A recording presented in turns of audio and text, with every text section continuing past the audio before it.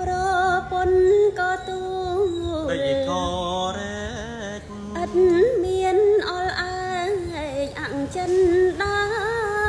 ប្រពន្ធក៏ទូលអត់មានអល់អាងអង្ចិនដាថ្ងៃ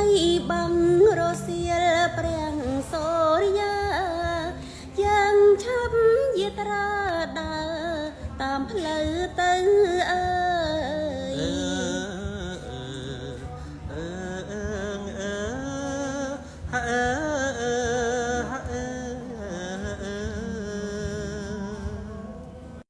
បងជួ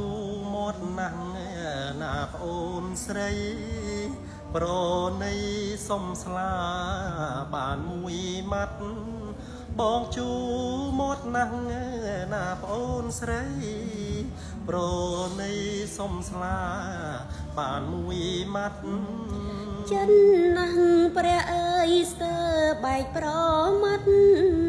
សុំស្លាមួយម៉ាត់នំតែក្តៅចិត្តអើ